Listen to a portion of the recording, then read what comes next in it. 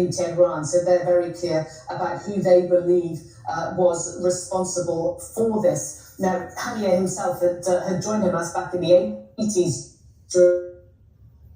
during the first Intifada, and he was a very vocal, a very public spokesperson and for the group.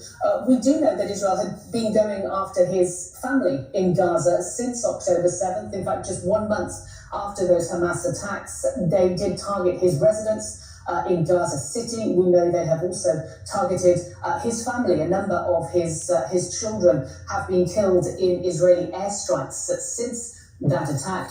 But as we have been speaking for just recent hours, an assassination talked about in Beirut of a Hezbollah leader. The fact we are now talking about the political leader of Hamas potentially being assassinated in Tehran, it is a very significant development. You're describing him as this political leader. What does his death mean to leadership now within Hamas? And is there someone who would take the place of this man? So, big breaking news that is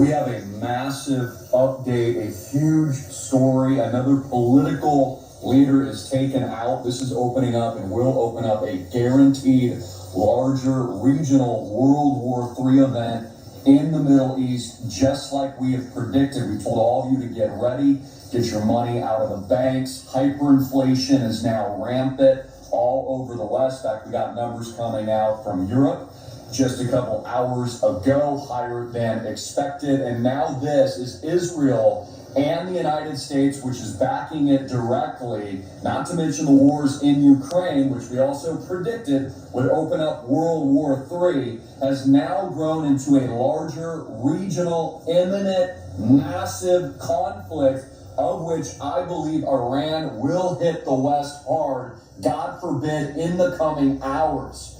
So we have a very large Hamas political leader who was taken out just hours ago. This is the second leader that has been taken out just within hours, and this is humiliating to Iran, and I'm going to tell you why. They will strike, in my view, and they will hit hard. We must get ready worldwide. We must pray for all nations.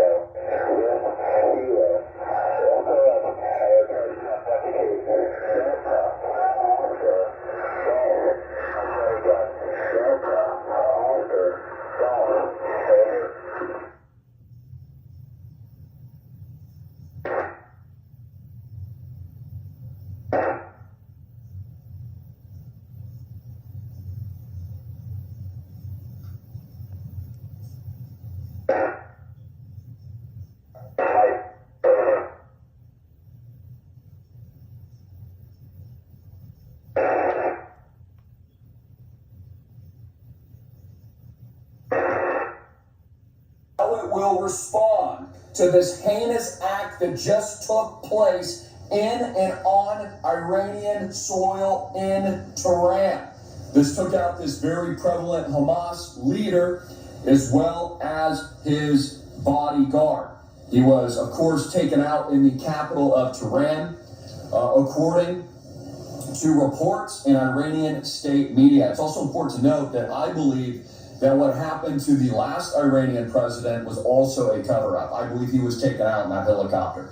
That's my opinion. I don't think the helicopter just went down in the fog, and I told you that from day one, that was another covert operation by Western powers that are currently at war, that are now bringing the United States, and more importantly, your kids, to war with Lebanon, to war with Iran, not just war in Ukraine, not just war in Gaza, but it's going to open up a multi-pronged conflagration, worst case World War III event that, God forbid, will come back to haunt the United States on domestic soil. And I think you know what I mean by that. Again, Iran has proxies all over the world, especially in the United States of America. And I believe that they will use them, folks. Ladies and gentlemen, again, your leaders have kept the borders wide open intentionally. That's what they designed. That's what they want. You know, they keep telling you to stay safe, but the truth is you're not safe at all. Your borders have been wide open. People have been coming in. They are ready. The United States is at war with all these other countries. And guess what?